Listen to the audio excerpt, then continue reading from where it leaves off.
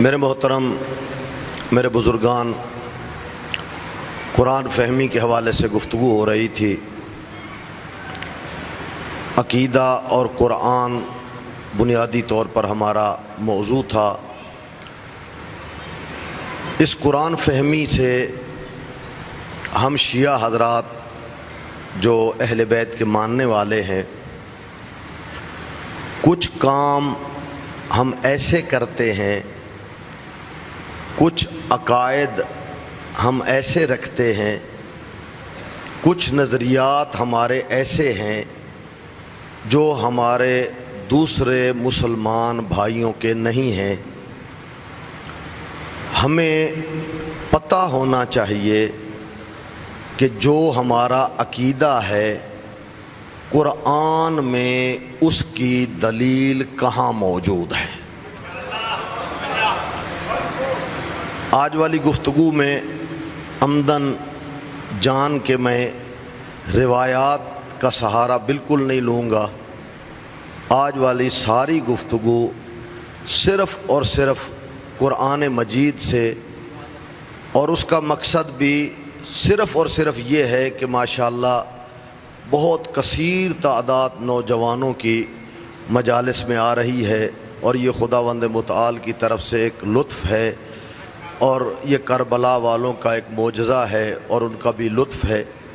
تو میں چاہتا ہوں کہ کم از کم ہمارے وہ عقیدے جو مشترکہ نہیں ہیں، جو ہمارے ہیں اور ہمارے بھائیوں کے نہیں ہیں، تو ان میں سے جتنا ممکن ہو سکے تو میں آپ کی خدمت میں عرض کروں کہ ان کی دلیل قرآن میں کہاں موجود ہے۔ صرف ذہنی آمادگی کے لیے کہ ذہن جو ہے وہ مکمل طور پر آمادہ اور تیار ہو جائے، میں 2-3 عقائد کا تذکرہ کرتا ہوں کہ جو ہمارے ہیں اور ہمارے دوسرے بھائیوں کے نہیں ہیں۔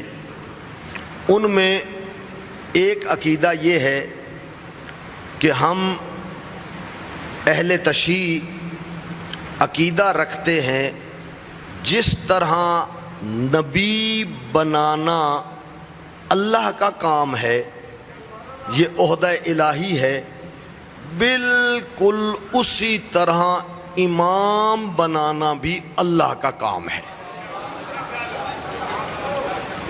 پوری کائنات اگر مل جائے تو مل کر ایک نبی نہیں بنا سکتی، اسی طرح تمام انبیاء بھی اگر مل جائیں، پوری کائنات مل جائے تو کسی نبی کا وصی وہ خود نہیں بنا سکتے۔ یہ ہمارا عقیدہ ہے۔ ہمیں پوچھنا قرآن سے یہ ہے کہ قرآن تو بتا ہمارا یہ عقیدہ تیرے کس پارے میں لکھا ہوا ہے۔ اسی طرح ہم شیعہ حضرات جب کلمہ پڑھتے ہیں تو کلمے میں 3 گواہیاں، 3 شہادتیں دیتے ہیں۔ توحید کی گواہی دیتے ہیں، رسالت کی گواہی دیتے ہیں، امیر المؤمنین کی ولایت کی گواہی دیتے ہیں۔ تو آج قرآن سے پوچھتے ہیں، قرآن تو بتا ہمارا یہ کلمہ تیرے کس کس پارے میں لکھا ہوا ہے۔ کئی صورتوں میں موجود ہے۔ تو یہ اسی طرح ہم شیعہ حضرات 12 اماموں کو مانتے ہیں، اور ہمارا عقیدہ یہ ہے کہ 12واں آقا غائب ہیں، ان کا ظہور ہوگا، انہی کے لیے یہ دنیا موجود ہے۔ تو آج قرآن سے پوچھ لیتے ہیں یہ 12 امام کہاں لکھے ہوئے ہیں، اور 12ویں کی غیبت کا تذکرہ کہاں موجود ہے۔ اسی طرح ہم شیعہ حضرات جب مشکل میں ہوتے ہیں، پریشانی میں ہوتے ہیں، کبھی کہتے ہیں یا صاحب الزمان ادرکنی، یہ عربی میں کہہ دیتے ہیں، کبھی اردو پنجابی میں کہتے ہیں یا علی مدد، کبھی یا رسول اللہ مدد۔ تو آج قرآن سے پوچھ لیتے ہیں، قرآن تو بتا ہمارا یہ یا علی مدد کہنا تیرے کس پارے میں لکھا ہوا ہے۔ تو بنیادی طور پر جو مزید بھی اگر کوئی آئے تو بطور مثال میں نے رکھے تاکہ ذہنی طور پر آمادگی ہو جائے، لیکن ہمارے مرحومین آج چکے بہت عظیم شہادت بھی ہے اور عظیم دن بھی ہے، تو اپنے اپنے مرحومین کی بخشش کے لیے ایک دفعہ پھر زحمت کریں، مل کے بلند آواز سے محمد و آل محمد کی عظمت پہ درود بھیجیں۔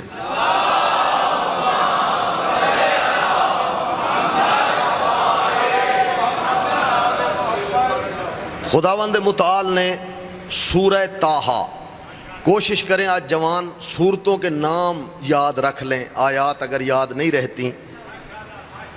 سورہ طٰہٰ میں اللہ حکم دے رہا ہے جناب موسیٰ علیہ السلام کو، اذهب الی فرعون انہ طغیٰ۔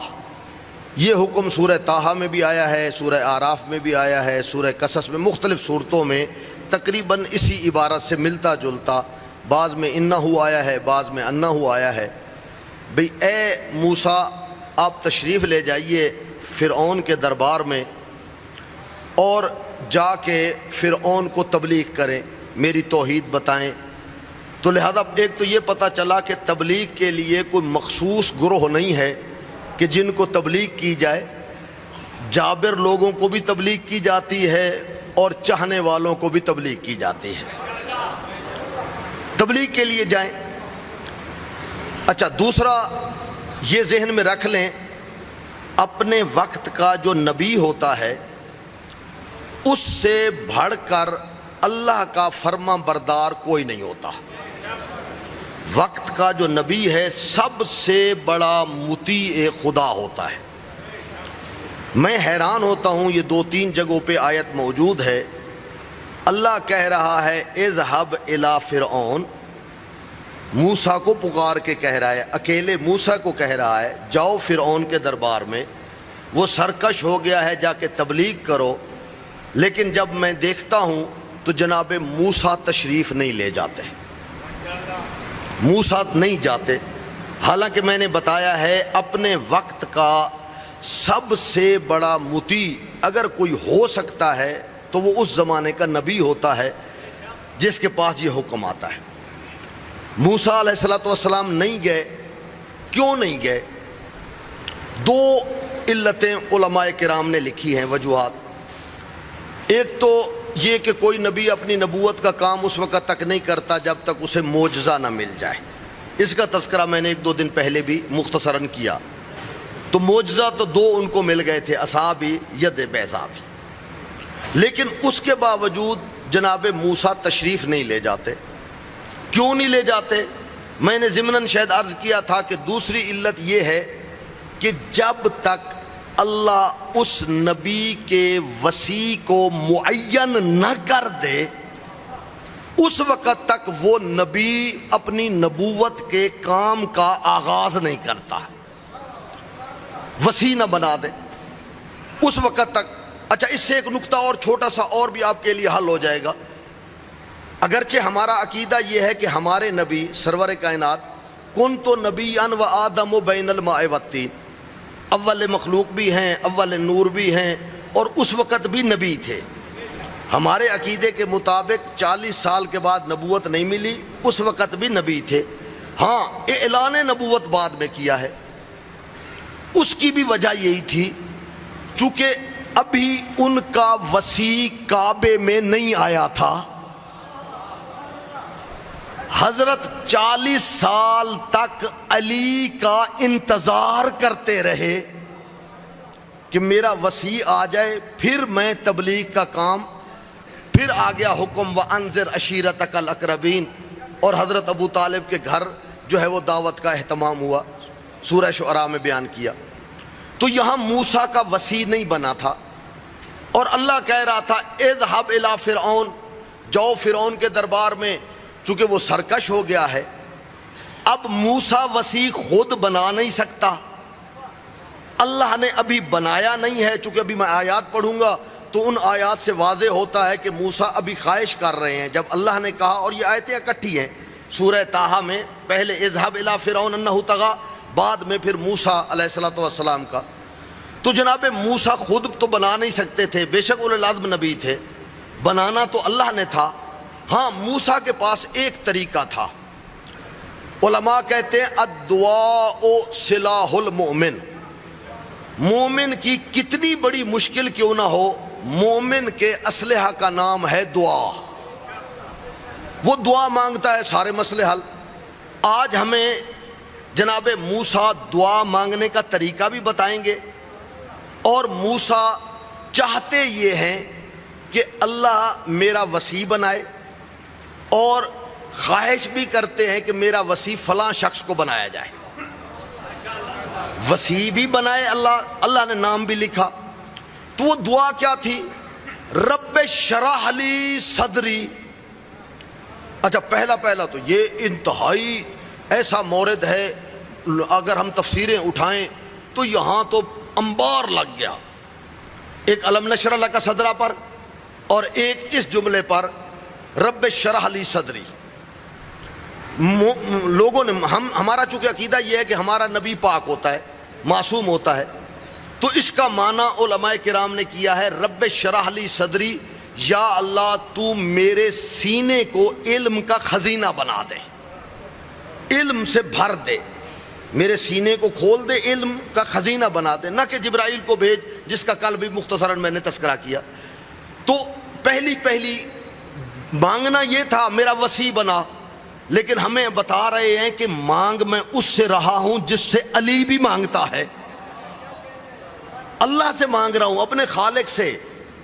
ہماری عادت کیا ہے؟ دعا مانگتے ہیں، ضرور مانگتے ہیں، لیکن وہ والی دعا جس دن اڑے ہوئے ہوں جس چیز میں، کہا جی مولانا بیمار ہیں بہت زیادہ دعا کرائیے گا، فلاں کام جی یہ کام نہیں۔ جب اللہ سے مانگ رہا تھا موسیٰ تو مانگنا یہ چاہتا تھا کہ یا اللہ میرا وسیع بنا دے، میرا نائب بنا دے، میرا قائم مقام بنا دے، فلاں کو بنا دے، یہ کوالٹیز والا ہو، یہ خصوصیات والا ہو۔ لیکن موسیٰ نے دیکھا جب مانگ اللہ سے رہا ہوں، 4 چیزیں پہلے مانگ لی۔ سب سے پہلے مانگا رب اشرح لی صدری، یا اللہ میرے سینے کو علم سے بھر دے۔ دوسرا مانگا ویسر لی امری، یہ جو ڈیوٹی آپ نے لگائی ہے کہ جاؤ فرعون کے دربار میں، اس کام کو مجھ پر آسان کر دے۔ اچھا اگلا جملہ جو آ رہا ہے وَاحْلُلْ عُقْدَةً مِّن لِسَانِي، اگرچہ اس جملے کی خود تشریح بعد والا جملہ کر رہا ہے، یہ محاورہ ہے، عربی زبان کا محاورہ ہے، لیکن یہاں بھی مشکل ہو گئی اور نہ جانے کیا کچھ کہنا شروع کر دیا۔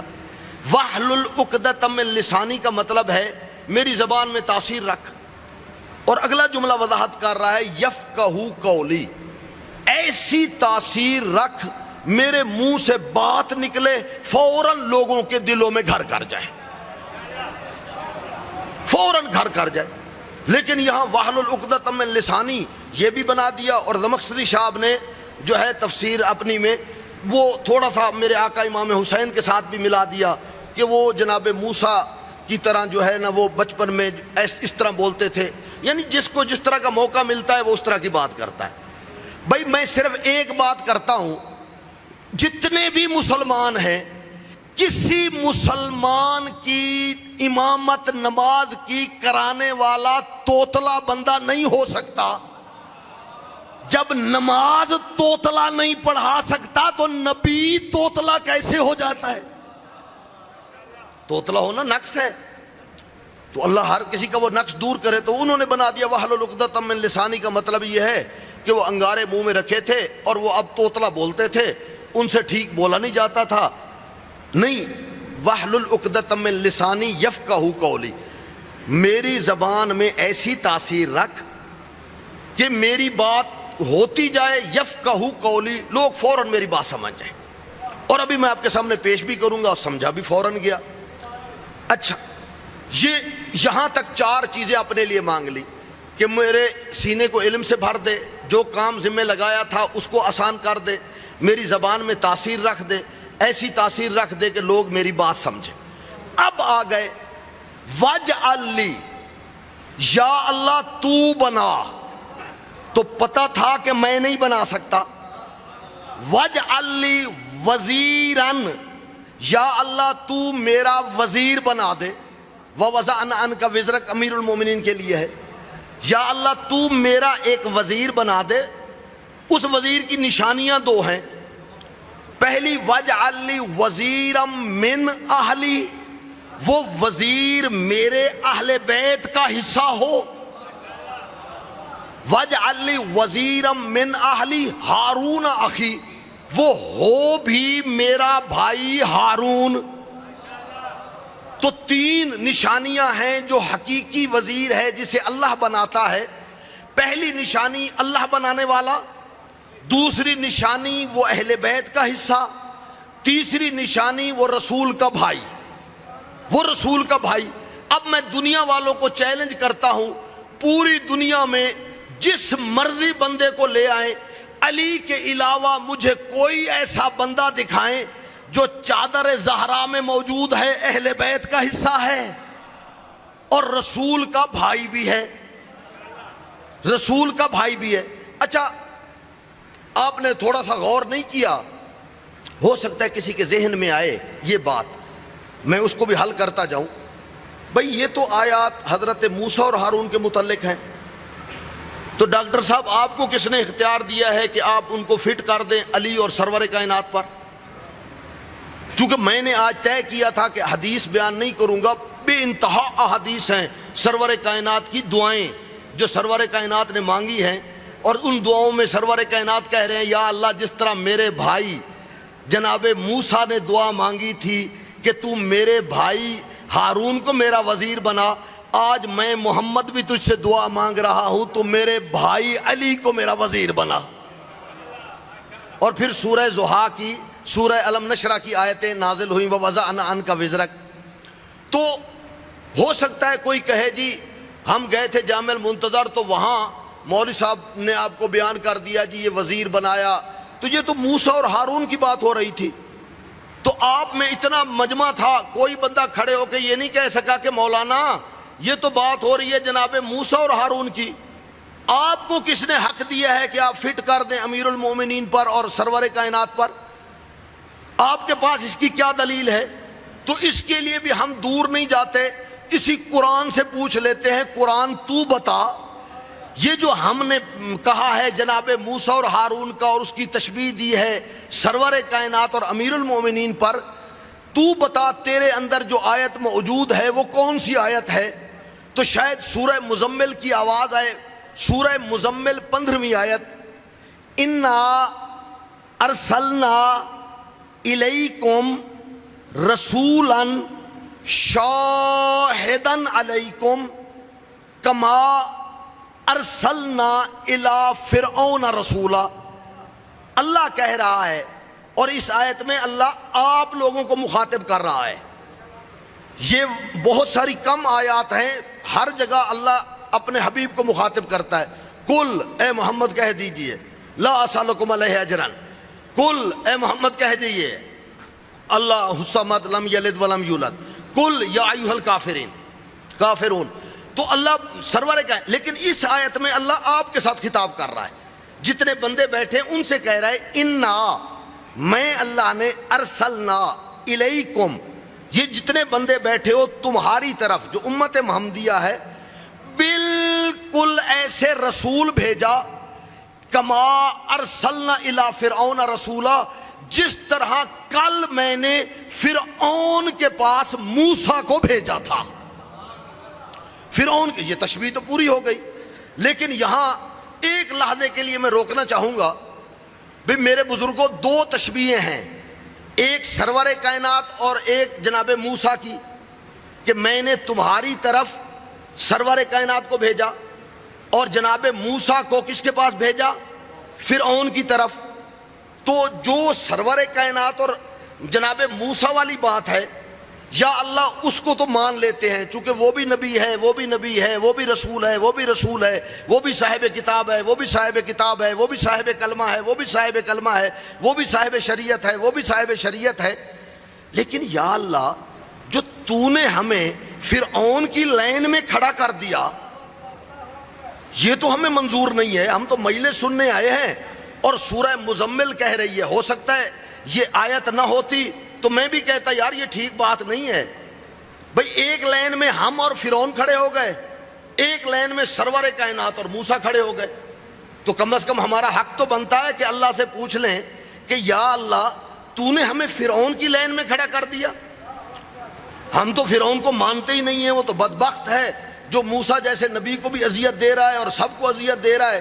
تو کہہ رہا ہے کہ جس طرح تمہارے پاس سرور کائنات آئے, یہ بالکل ایسے ہے جس طرح فرعون کے پاس موسیٰ گئے تھے. تو یا اللہ ہم اور فرعون ایک لائن میں آ گئے, ہمیں تو قبول نہیں ہے کہ ہم فرعون والی صف میں کھڑے ہو جائیں جہاں یہ فرعون ہو. یہ فرعون, اس کا جواب بھی قرآن سے لیں گے. اپنی طرف سے آج میں کچھ نہیں کہوں گا, نہ ہی کوئی روایت پیش کروں گا. فرعون کون ہے؟ فرعون کسی بندے کا نام نہیں ہے. جو اس زمانے میں فرعون والی تخت پہ بیٹھا ہوا تھا اس کا نام تو تھا رامتیس. فرعون کسی بندے کا نام نہیں, فرعون ہے ایک عہدے کا نام. کون سا عہدہ؟ میں قرآن کی آیت پڑھوں گا. کون سا عہدہ؟ جو جس عہدے کے اہل نہ ہو اور اس کا دعوے دار بن جائے.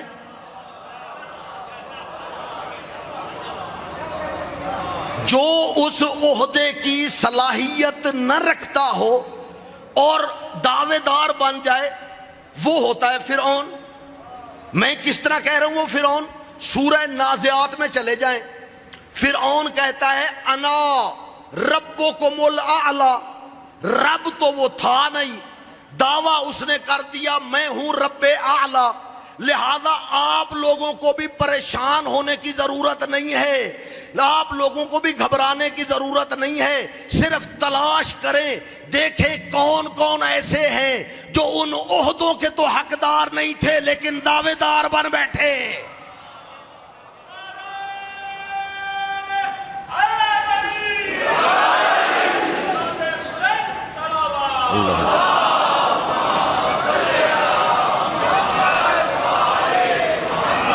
اور اس کی مثال بھی میں اپنے سے شروع کرتا ہوں. عالم نہ ہو بن جائے جی میں تم عالم ہوں. ڈاکٹر نہ ہو تو نیم حکیم خطرہ جان, نیم ملا خطرہ ایمان. تو باقی آپ خود سمجھدار ہیں ماشاءاللہ. ایک دفعہ بلند آواز سے محمد و آل محمد کی عظمت درود بھیجیے گا.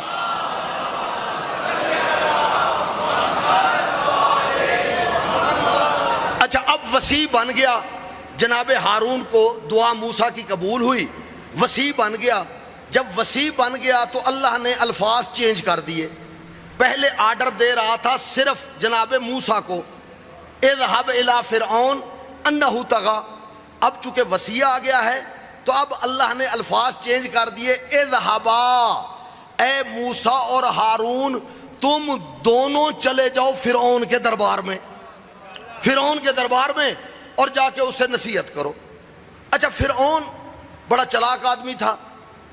اس نے اپنی مدد کے لیے جادوگروں کو بلوایا, اور اس کے لیے تو بھرا پڑا ہے احادیث کا جو ہے وہ کہ کتنی تعداد تھی جادوگروں کی اور کیا تھے اور کون کون سے تھے, کس کس علاقے سے آئے تھے, اس کی مجھے ضرورت نہیں ہے.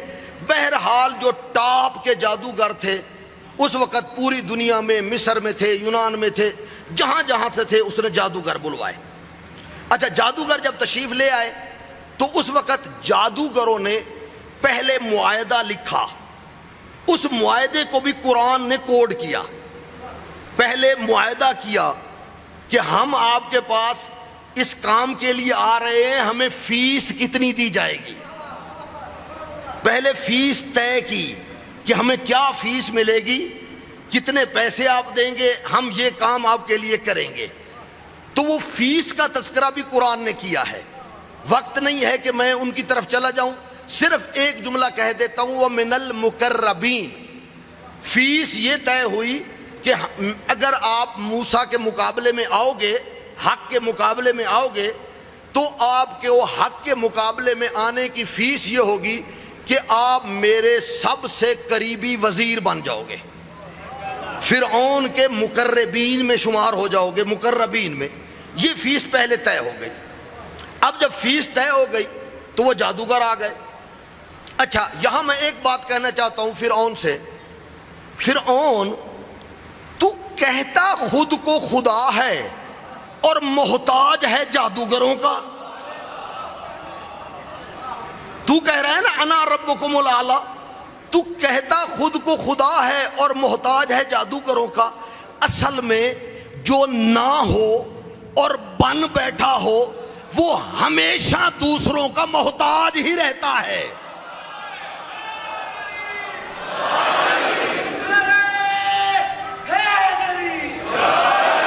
جس طرح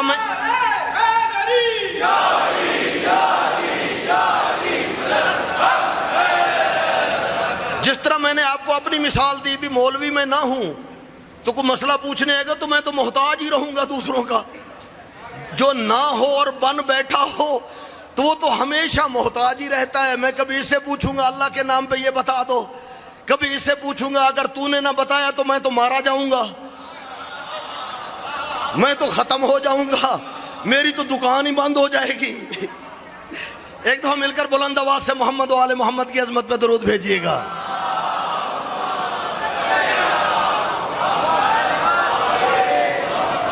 اچھا اب جادوگر آ گئے، جب جادوگر آ گئے قرآن کہتا ہے سورہ قصص اور سورہ اعراف، سورہ نازعات، ان تمام صورتوں میں یہ واقعہ جادوگروں کا رسیاں پھینکنے والا، ان کے پاس رسیاں تھیں، وہ رسیاں زمین پہ پھینکی۔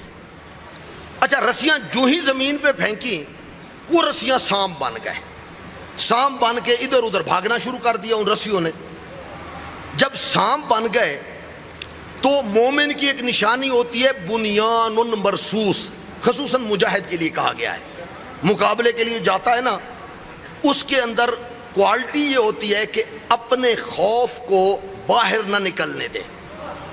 اگر وہ ڈرا بھی ہوا ہے نا تو اپنا خوف اس کا باہر نہ آئے، تاکہ مد مقابل کو یہ نہ پتا چلے کہ یہ ڈرا ہے یا نہیں ڈرا، یہ ڈرا ہے یا نہیں ڈرا۔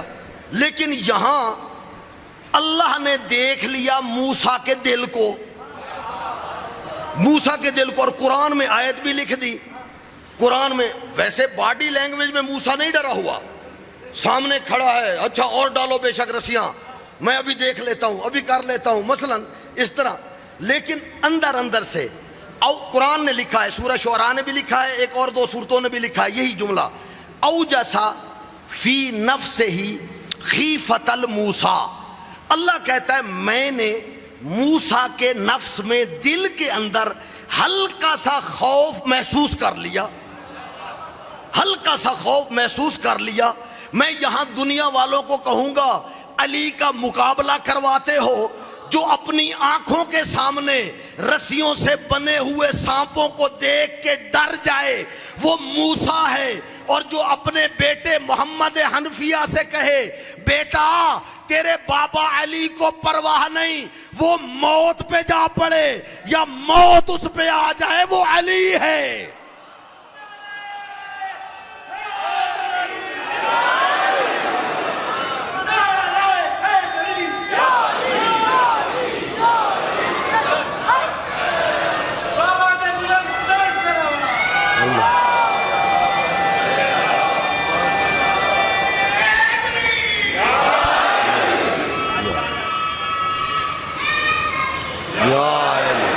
اوجس فی نفسہ خیفۃ الموسیٰ، خوف ظاہر ہونے لگا۔ فوراً سورہ قصص میں جناب جبرائیل کو بھیجا، وَأَوْحَيْنَا إِلَيْكَ أَنْ أَلْقِ عَصَاكَ، فوراً ہم نے وحی کی، اوحینا ہم نے وحی کی، ان أَلْقِ عَصَاكَ، جلدی جلدی اپنا عصا پھینک دے، جلدی جلدی اپنا عصا پھینک دے۔ ان أَلْقِ عَصَاكَ، یہ جو تیرے ہاتھ میں عصا ہے اس کو ہاتھ میں نہ رکھ، زمین پہ پھینک دے۔ موسیٰ نے جب عصا زمین پہ پھینکا تو یہ عصا نہیں رہا، اژدہا بن گیا۔ جب اژدہا بن گیا تو جتنے بھی سانپ تھے اس اژدہا نے سب سانپوں کو کھا لیا۔ جب کھا لیا تو اس وقت یقین ہو گیا جادوگروں کو کہ موسیٰ اللہ کا سچا نبی ہے، موسیٰ اللہ کا سچا نبی ہے۔ تو انہوں نے کلمہ پڑھا، یہ کلمہ سورہ اعراف میں بھی ہے، سورہ طٰہٰ میں بھی ہے، لیکن کلمے سے پہلے ایک دفعہ میں روکنا چاہتا ہوں، بھئی یہ جادوگر کس کے بلوائے ہوئے تھے؟ فرعون کے۔ ان کو فیس کس نے دینی تھی؟ اچھا خالی فیس نہیں، فرعون کہتا ہے لَأُصَلِّبَنَّكُمْ عَلَى جَذُوعِ النَّخْلِ، اگر آپ نے موسیٰ کا کلمہ پڑھا نا تو میں آپ کو کھجور پر لٹکا دوں گا، یعنی قتل کر کے کھجور پر۔ تو پتا چلا عمار بن یاسر کو کھجور پہ لٹکانے والا فرعون صفت تھا۔ لَأُصَلِّبَنَّكُمْ عَلَى جَذُوعِ النَّخْلِ، میں کھجور پر تجھے تمہاری لاشیں بنا کے لٹکا دوں گا۔ کہا پرواہ نہیں، آج حق نظر آیا ہے، پرواہ نہیں ہے تو۔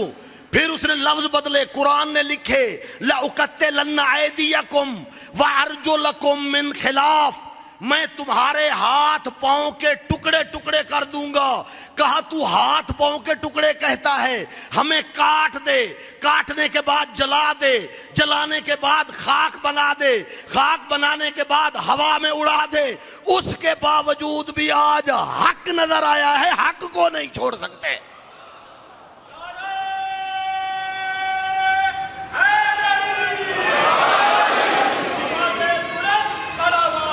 اللہم صلی علی۔ انہوں نے جو کلمہ پڑھا وہ کلمہ 3 گواہیاں تھیں، 3 چیزوں کا تذکرہ تھا۔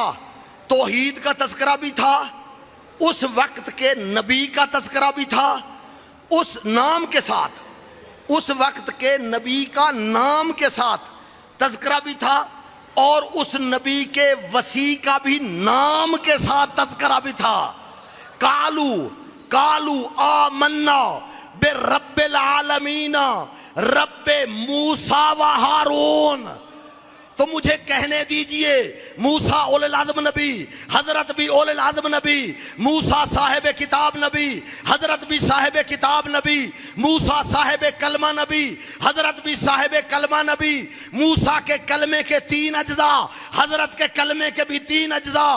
موسیٰ کے کلمے کا پہلا جز توحید کی گواہی، حضرت کے کلمے کا پہلا جز لا الہ الا اللہ، موسیٰ کے کلمے کا دوسرا جز جناب موسیٰ کی گواہی، حضرت کے کلمے کا دوسرا جز محمد الرسول اللہ، موسیٰ کے کلمے کا تیسرا جز موسیٰ کے وصی ہارون کا تذکرہ، حضرت کے کلمے کا تیسرا جز علی ولی اللہ۔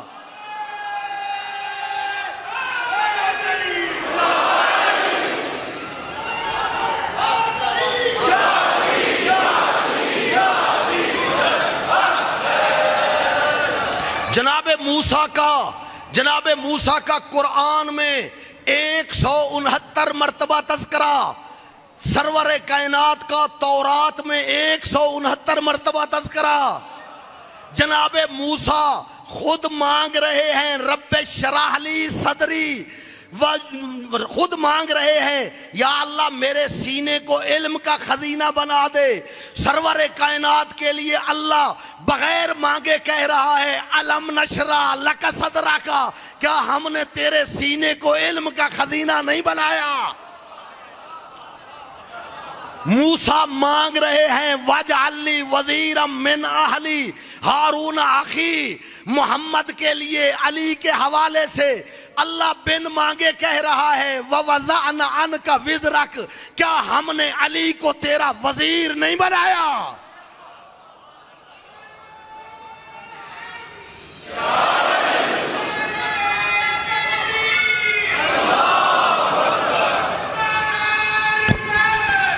رسول اللہ یا علی، ہم نے تیرا وزیر نہیں بنایا۔ جناب موسیٰ، بڑی توجہ، جناب موسیٰ کی ایک ہی بیٹی تھی جناب خرطوم، جناب موسیٰ کی تھی ایک ہی بیٹی جناب خرطوم، اور سرور کائنات کی بھی ایک ہی بیٹی ہے جناب بطول۔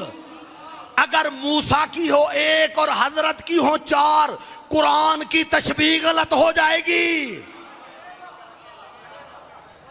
جناب موسیٰ کے تھے 12 امام، سورہ مائدہ وَبْعَثْنَا مِنْهُمْ 12 نقیبا۔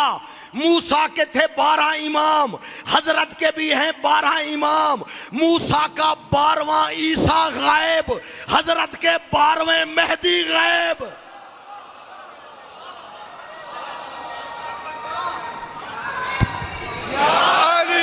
علی یا علی اللہ نے جناب ہارون کو 3 بیٹے عطا کیے، شبیر، شبر، مشبر۔ ادھر اللہ نے علی کو 3 بیٹے عطا کیے، حسن، حسین اور محسن۔ وہاں بیٹے ہارون کے تھے کہلوائے موسیٰ کے، یہاں بیٹے علی کے تھے کہلوائے محمد کے۔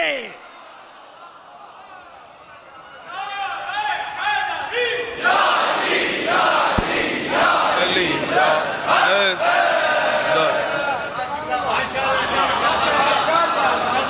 میرا دوست، وقت کے دامن میں گنجائش نہیں رہی، وقت کے دامن میں گنجائش نہیں رہی۔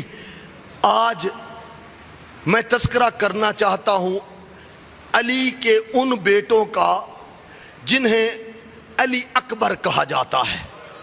اجرکم اللہ، اجرکم اللہ، اللہ آپ لوگوں کو سلامت رکھے، اللہ آپ لوگوں کو۔ آج میں ریکویسٹ کروں گا، ہاتھ جوڑ کے کہوں گا، آج آپ نے پرسہ دینا ہے جناب زہرا کو، چونکہ ہو بہو محمد تھے جناب علی اکبر، ہو بہو تشبیہ تھے۔ صرف تشبیہ چہرے کی نہیں تھی، شکل کی نہیں تھی، بولتے تھے تو ایسے لگتا تھا رسول بول رہے ہیں، بولتے تھے، چلتے تھے تو ان کا چلنا، چونکہ یہ سرور جب حسین بھیجنے لگے تھے نا تو آپ لوگوں کو کہا تھا فشہد ہؤلاء القوم، او لوگوں گواہ رہنا، میں ان لوگوں کے پاس اسے بھیج رہا ہوں جو شکل میں، جو اپنی گفتگو میں، اپنے چلنے میں، منطقاً گفتگو میں ہو بہو پیغمبر تھا، ہو بہو پیغمبر تھا۔ لیکن میں یہ کہوں گا کہ جناب علی اکبر میں صرف شباہت پیغمبر نہیں تھی، علی اکبر جب میدان میں جا رہے تھے 5 تن کی شباہتیں تھیں، 5 تن کی شکل میں ہو بہو محمد تھے، محمد بن کے جا رہے تھے۔ طاقت اور ہیبت میں پورے کربلا میں جتنے رجز جناب علی اکبر نے اپنے بابا کے نام پڑھے ہیں، علی کا نام لے کے، اتنے رجز کسی نے امیر المؤمنین کے حوالے سے نہیں پڑھے۔ ہر تھوڑی دیر کے بعد کہتے، اور تم میرا مقابلہ کرو گے، میں تو علی کا بیٹا ہوں، میں تو علی کا ہم نام ہوں، میں تو علی جیسا ہوں۔ تو طاقت اور ہیبت میں بالکل علی تھے، اور حلم میں اتنے حلیم تھے علی اکبر۔ اگر ان کی زندگی کا احوال ہم دیکھیں جناب علی اکبر کا، اپنے گھر کے اوپر مدینے میں ایک لوہے کا بہت بڑا سا بنایا ہوا تھا، انگیٹھی کی طرح کی کوئی چیز، اس میں ہر روز رات کو لکڑیاں جلاتے تھے، لکڑیاں جلاتے تھے۔ اس کی وجہ یہ تھی کہ اس زمانے میں مدینے میں ہوٹل وغیرہ تو ہوتے نہیں تھے، اگر کوئی مسافر آ جائے نا، مسافر آ جائے تو اسے پتہ ہو علی اکبر کا مہمان خانہ کھلا ہے، علی اکبر کا مہمان خانہ کھلا ہے۔ میں نے خود ایک روایت میں دیکھا ہے، صرف مسافروں کے آنے کا انتظار نہیں کرتے تھے، بنی ہاشم کے جوانوں کو بھیجتے تھے کہ شہر کے باہر چلے جاؤ، رات کا ٹائم ہونے والا ہے، کوئی بھولا بھٹکا اگر آ گیا ہے اسے لے آؤ۔ علی اکبر اس کے لیے بستر خود بناتے تھے، ٹرے میں کسی چیز میں کھانا خود ڈال کے آگے رکھتے تھے۔ پتہ نہیں آج ان اشکیاء والی فوج میں کتنے ایسے تھے جو علی اکبر کے دسترخوان سے تناول کر چکے تھے، کتنی بڑی تعداد۔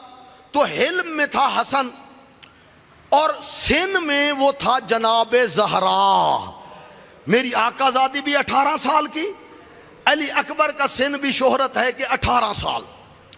اور علی اکبر کی سیرت میں لکھا گیا ہے کہ میرے مولا حسین بڑے پریشان رہتے تھے نانے کی وفات کے بعد، چونکہ حسین کو بہت محبت تھی نانے کے ساتھ، اور نانے کو حسین کے ساتھ 6 سال تو مسلسل تھوڑا سا عرصہ گزارا تھا۔ ہر وقت دعا مانگتے تھے کہ یا اللہ مجھے نانا بہت یاد آتا ہے۔ تو علی اکبر علماء لکھتے ہیں میرے آقا حسین کی تسلی اور تشفی کے لیے اللہ نے بھیجا تھا، محمد کی شکل کا بنا کے، تاکہ میرے حسین کو ہر وقت تسلی ملتی رہے، تشفی ملتی رہے۔ علی اکبر کی سیرت میں ایک اور جملہ لکھا ہے کہ جناب علی اکبر جب نماز پڑھانے جا رہے ہوتے، یہ جو خواتین ہیں یہ گھروں کے باہر پردہ دروازوں پر ڈیوڑیوں پر کھڑی ہو جاتی، جو ہی علی اکبر گزرتے تو آواز دے کے کہتی السلام علیکہ یا شبیہ محمد، او محمد مصطفیٰ کی شبیہ ہمارا سلام۔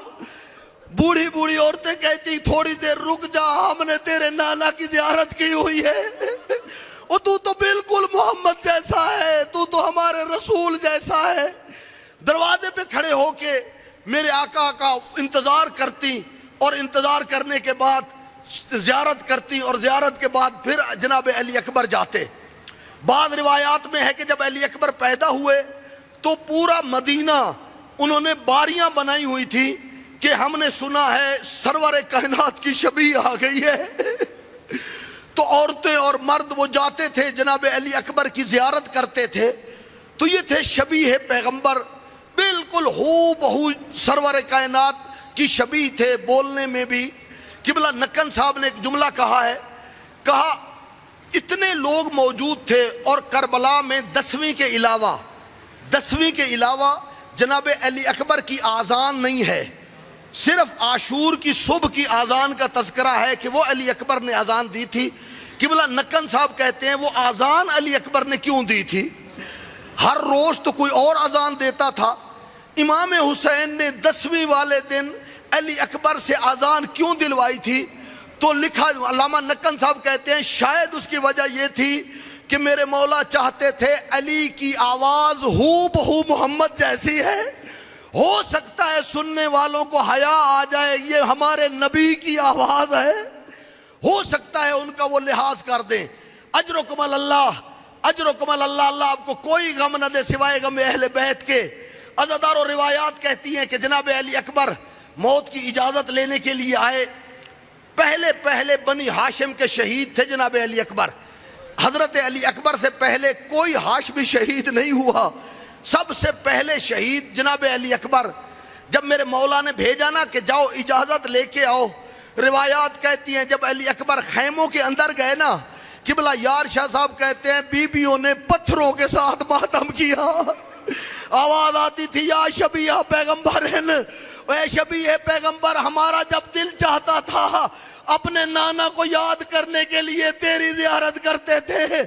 حمید بن مسلم کہتا ہے 70 مرتبہ خیمے کا دروازہ اٹھتا، پردہ ہٹتا، علی اکبر آنا چاہتے، کبھی کوئی بی بی پکڑ لیتی، کہتی علی اکبر اس جنگل میں کس کے سہارے پہ چھوڑ کے جا رہے ہو؟ 70 مرتبہ علی اکبر آنا چاہتے، پھر رک جاتے، بیویاں روک لیتی۔ ابھی علی اکبر اسی حالت میں موجود تھے، ایک دوسرے خیمے میں ایک بیمار سویا ہوا تھا، اس بیمار کی آواز آئی ہائے بابا، ہائے بابا، تو پتہ چلا علی اکبر جا رہے ہیں۔ روایات کہتی ہیں علی اکبر بھائی سجاد کے خیمے میں گئے، سجاد نے بے ہوشی کے عالم میں تھے، جب ہوش آیا دیکھا علی اکبر کے چہرے پہ خون لگا ہوا ہے، ہو سکتا ہے یہ مسلم بن اسجا کا خون ہو سکتا ہے یہ بابا کی مدد میں اٹھاتے رہے تھے، خون لگا ہوا ہے، زرہ پہنی ہوئی ہے، خود پہنا ہوا ہے۔ فوراً امام سجاد نے علی اکبر سے کہا کہ علی اکبر مجھے اٹھاؤ، علی اکبر مجھے اٹھاؤ۔ اتنے مریض تھے کہ جناب علی اکبر نے ان کو اٹھایا، جب اٹھا کے بلند کیا تو اس وقت آواز دی ایتینی بالسیف والعصا، اور مجھے ایک تلوار لا کے دے دو، اور مجھے ایک عصا لا کے دے دو، اور میں کھڑا نہیں ہو سکتا، عصا کے سہارے پہ کھڑا ہوں گا، تلوار کے ساتھ جہاد کروں گا۔ روایات کہتی ہیں دونوں بھائیوں نے ایک دوسرے کے گلے میں باہیں ڈال لی، اور جس بھائی کو پتا ہو ابھی تھوڑی دیر کے بعد میرا بھائی واپس نہیں آئے گا، ابھی میرے بھائی کا لاشا سینے میں برچھی لگی ہوگی، کیسے ممکن ہے وہ چھوڑ دیں؟ زینب چھڑواتی ہے نہیں چھوٹتے، رباب چھڑواتی ہے نہیں چھوٹتے، اور دونوں بھائی گلے میں باہیں ڈال کے جناب فضہ کو زینب نے بھیجا، کہا فضہ جلدی سے حسین کو بلاؤ، حسین کو بلاؤ، اور کہیں اس کے بیٹے مر نہ جائیں۔ میرے آقا حسین آئے، سجاد کانپ رہے ہیں، رو کے کہتے ہیں بابا بابا یہ تو شبیہ پیغمبر ہے، علی اکبر نہ جائے، میں جانا چاہتا ہوں۔ تو میرے مولا نے فرمایا سجاد سجاد علی اکبر جو جہاد کرنے جا رہا ہے اس کو کہتے ہیں جہاد اصغر، اور جو جہاد تو نے کرنا ہے وہ ہوتا ہے جہاد اکبر۔ ہو سکتا ہے سجاد نے پوچھا ہو بابا یہ جہاد اصغر کیا ہے، تو میرے مولا نے بتایا ہو وہ سینے میں برچھی لگی ہو، سر پہ گرد لگے ہو، ہاتھ کٹ چکے ہو، گھوڑے دوڑ رہے ہو، لاشیں پامال ہو رہی ہو، یہ ہے جہاد اصغر۔ سجاد اکبر میں یہ طاقت نہیں ہے، کسی اور میں طاقت نہیں ہے، ہاں تو نے کرنا ہے جہاد اکبر۔ ہو سکتا ہے سجاد نے پوچھا ہو بابا یہ جہاد اکبر کیا ہے، تو حسین نے بتایا ہو جہاد اکبر یہ ہے پھوپھیوں کے سر ننگے ہو، ہاتھ بسے گردن بندھے ہو، وہ کبھی اس گلی والے کہیں ہماری گلی میں لاؤ بیویوں کو ادھر لے جانا پڑے، وہ کبھی اس گلی والے کہیں وہ جس نے ہر بازار کے چوک پہ شہید ہونا ہے۔ اجرکم اللہ اجرکم اللہ، خدا آپ کو کوئی غم نہ دے سوائے غم اہل بیت کے۔ آقا زادی آج تیرے بابا کی شبیہ جا رہی ہے، آج تیرے بابا کی شبیہ جا رہی ہے۔ عزادارو میرے مولا واپس آئے، اجازت مانگی بابا سے، کہا بابا مجھے موت کی اجازت دے دیجئے، میں ودا کر کے آ گیا۔ میں نے روایت میں دیکھا ہے، کہا علی اکبر تجھے پتا ہے مجھے نانے سے بڑی محبت ہے، تجھے پتا ہے تو جانتا ہے، علی اکبر اس طرح کرنا تم گھوڑے پہ بیٹھ جاؤ لیکن ہر تھوڑی دیر کے بعد اپنا منہ موڑ کے مجھے دیکھتے جانا، اور میں چاہتا ہوں ہر وقت اپنے نانے کی زیارت کرتا رہو، اور جتنی دیر تک تو ہے مجھے نانے کی زیارت نصیب ہوتی رہے، اور مجھے معاف کرنا۔ میں نے روایت میں دیکھا ہے کچھ دیر کے بعد گھوڑا جب تیز ہوا علی اکبر نے دیکھا اور حسین کبھی گرتے ہیں اور کبھی اٹھتے ہیں اور پکار کے کہتے ہیں نانا، او نانا تو مجھے بڑا یاد آیا، او بابا تو مجھے بڑا یاد آیا۔ اجرکم اللہ اجرکم اللہ۔ علی اکبر نے جہاد شروع کیا، بہت گریہ کر لیا آپ نے۔ علی اکبر نے جہاد شروع کیا، جہاد کرتے رہے۔ اچانک میرے مولا نے دیکھا، کہا فضا میرے نانا کی حدیث ہے ماں بیٹے کے حق میں دعا مانگے اللہ اس کی دعا رد نہیں کرتا، اور تو لیلا کے پاس چلی جا، لیلا سے کہے دعا مانگے۔ میں نے ایک دفعہ اپنے نانا کی زیارت کرنی ہے، ایک دفعہ اکبر میرے پاس واپس آ جائے۔ جناب لیلا نے مصلی بچھایا، 2 رکعت نماز پڑھی اور آواز دے کے کہی یا رادا یوسف الی ابراہیم، اور یوسف کو یعقوب سے ملانے والا، یا رادا اسماعیل الی الحاجرہ، حاجرہ سے ملانے والا۔ 2 میری آقا زادی نے واسطے دیے، یا الہی بے عزت الحسین، او حسین کی عزت کا واسطہ، بے عطش الحسین، حسین کی پیاس کا واسطہ، علی اکبر کو واپس بھیج دے۔ عزادارو علی اکبر واپس آئے، شاید یہ ماں کی دعا کا اثر تھا۔ واپس آتے ہی بابا سے بڑا مشکل سوال کر دیا، رو کے کہنے لگے بابا العطش قد قتلنی، بابا پیاس نے مجھے قتل کر دیا، بابا پیاس مجھ سے برداشت نہیں ہوتی، پیاس نے مجھے قتل کر دیا، حل الی شربت الماء سبیلہ، او بابا ایک گھونٹ پانی کا ہو جائے گا۔ میں کہوں گا علی اکبر اگر پانی ہوتا اصغر کے منہ میں 2 انگلیاں تر کر کے نہ رکھ دیتے، پانی ہوتا۔ او مومنین، علی اکبر اپنے لیے پانی نہیں مانگ رہے تھے، اپنے لیے، میرا تجزیہ یہ ہے، اپنے لیے پانی نہیں مانگ رہے تھے۔ کیوں؟ چونکہ آپ کو بتانا چاہتے تھے کہ میرا بابا کتنا پیاسا ہے۔ اس کی دلیل یہ ہے کہ جب میرے مولا نے کہا